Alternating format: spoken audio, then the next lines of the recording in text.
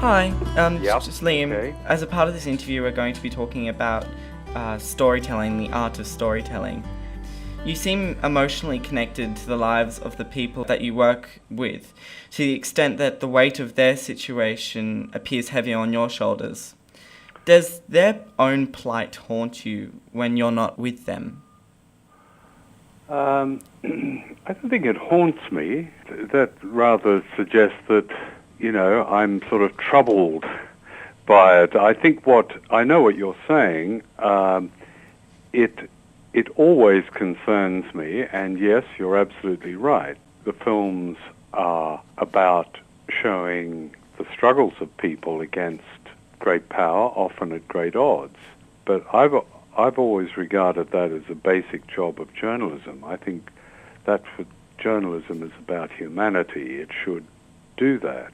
I suppose I've become aware over the years that because so much of the media represents those at the top, the powerful, governments, vested interests, authority in all its forms, that my films almost are a kind of corrective to this, that they're not about people at the top, although they certainly identify the abuse and misuse of power and the imposition of power on ordinary people, but they are basically about the lives of ordinary people, about most people.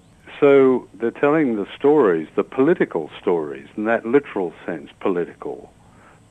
They're telling the political stories of people. It's something that I find is lacking in much of the media, in fact, of much of commercial popular culture, the movies and so on. And you cover a very wide range of topics. You were also a correspondent in Vietnam, and you've worked in Aboriginal communities for a long time. What is the intent behind the work that you do? I've always seen myself as very privileged as a journalist. I'm allowed into people's lives. The intent of what I do is to tell people's stories and allow them to tell their stories, but also to show the obstacles that are put in front of people as they try to improve their lives. Investigation is at the heart of what I do. My journalism is fact-based, it's evidence-based. I don't believe that opinion and conclusions really have a lot of validity unless they're based on solid evidence. And so that takes up most of what I do. Do you feel that the work asks more questions than it answers? Yeah, I think it does. I don't think it... no one piece of work, one piece of journalism provides answers. It provides evidence. And the answers are down to people. They're down to people who watch the film or read the work and in their own political activity. Do you believe that you have the answer to the questions that are posed? The answer is no. Do you feel a sense of responsibility or guilt after any story? I don't feel guilt. I'm not sure why I should feel guilt, but I certainly feel responsibility. And that's why I do it. I could never go into those devastated situations without a purpose. That would just be being a kind of voyeur. I go there as a journalist. I go there to tell the story, to report what I find to a wider audience, and then hope that wider audience will bring enough pressure on those who can do something about it. That's a very clear responsibility.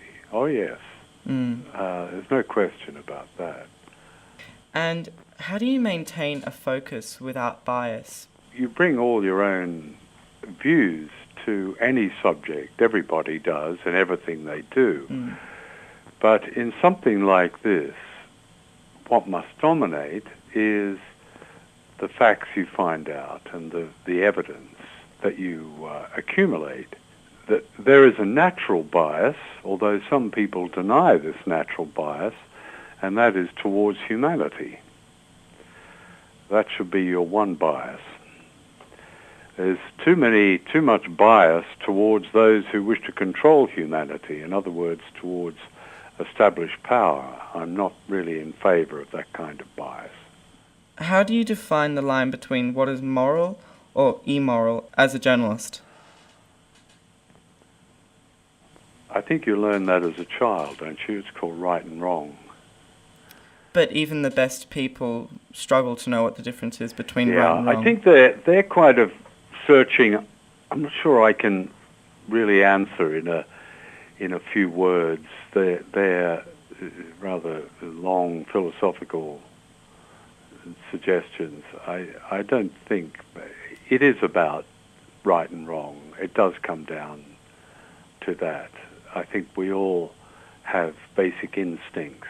We are taught, hopefully, when we're young about right and wrong. Some of us might deny that, but I think it's really an expression of that, actually. It can often be brought back to maybe social upbringing, which causes the problems that we have today, would you say? Yes, human beings are equipped to identify what is moral and what is immoral. That makes us different from other creatures.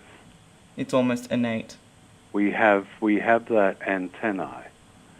Some of us don't use it, or some of us let it lapse.